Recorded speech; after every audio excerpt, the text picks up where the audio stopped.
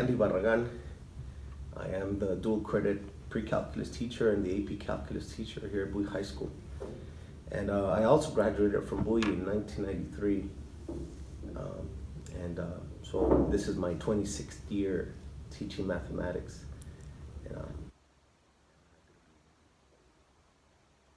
What did it feel like to be the valedictorian? Oh, it's an honor. I mean, I came from a class that was very competitive. I was sharing with some of my students that some of my colleagues went to universities like MIT, Johns Hopkins, Penn State, Michigan, Notre Dame, many great schools. So we had a lot of great colleagues and very smart kids. And at Bowie High School, there's always been. It's great to hear that. How long did it take you to give your speech, and what was your favorite part of it? My speech was about 20 minutes, I remember, and I didn't have any cards. I didn't prepare anything. I just did it from the heart. And my favorite part was when I asked my mom to stand up. This is an auditorium at UTEP, and I said, in Spanish, I said, "Mamá, levántese, gracias a usted estoy aquí por su esfuerzo y su sacrificio." That's so nice. What was something you enjoyed in high school? Friends. That was amazing. And just the quality of education here was, wow, top notch. It was one of the best schools easily in the city, by far one of the best, great teachers and a lot of spirit. The school was huge. There was 2,400, 2,500 students. And, there was a lot of people here. Oh my God, there was a difference. What was your favorite thing about Bowie? My favorite thing, I think, was, again, just I was involved in so many things. I was in swimming, I was academics, and I made a lot of friends. And back then, you didn't have cell phones. So you networked by just mingling and just hanging out with people, and it was a lot more friendly and personal back then. So saying that you would consider that teens were back different, they were different from what they are today? I would say we just had different experiences. Mm-hmm. Because again, we didn't have networks, we didn't have media, we didn't have Twitter or TikTok or Facebook. We had nothing. Our phone was shared by everybody in our house. Everybody shared the same phone. And you couldn't be on the phone for longer than 5 minutes before mom would tell you, "Hey, cuélgale, I'm expecting a phone call," And then, later on in our, in high school, in fact, it was that you had call waiting where, you could hear somebody else calling. That was later. Every other time you would call and it was busy. So it was way different. It's just experiences. We were just different. Do you think we change in a positive or negative way? I would say both. I would still say that it's positive in the sense that we still have kids who care and we have teachers who care and work hard.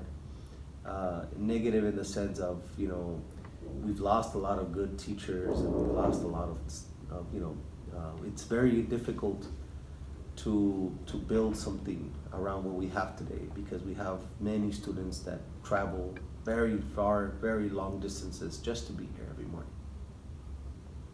Did we offer better food back then than what it was, and what was your favorite? I have to be honest, yes.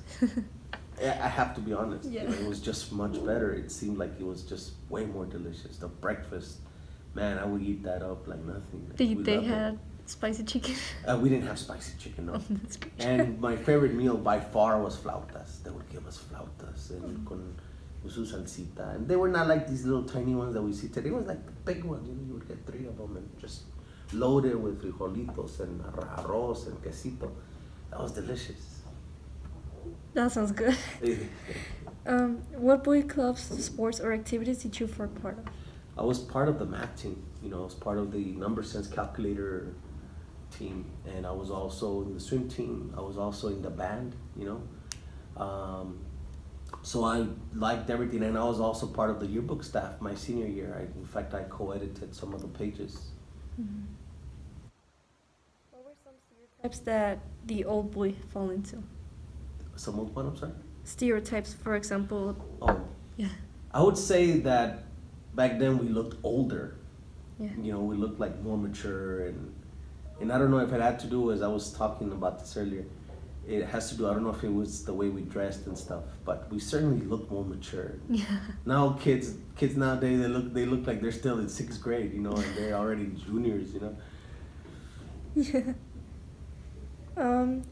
Was your generation chill, or did teens used to fight a lot, like today?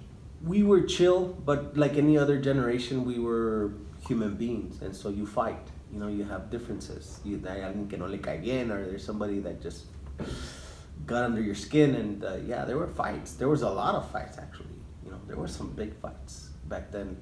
You know, again, I think it had to do with the fact that the way we communicated was different. You know, you couldn't resolve things over the phone or a text message like you could today. Yeah. We had nothing but these. So, it was great. This was a great talk, mister. But to conclude, what advice would you give us seniors that are about to enter a world that we don't know about?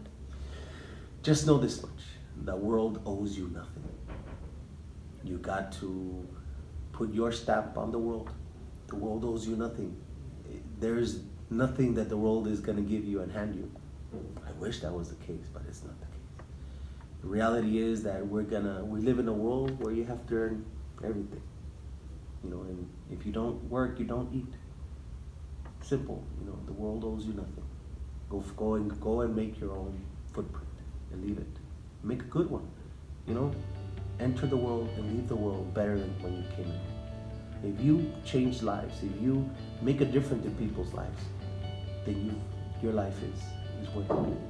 You know, there's a saying that I love. It's in Spanish. They say, "El que no vive para servir, no sirve para vivir." So keep it in your heart. The world owes you nothing. Go fight for it. Thank you, mister. Thank you.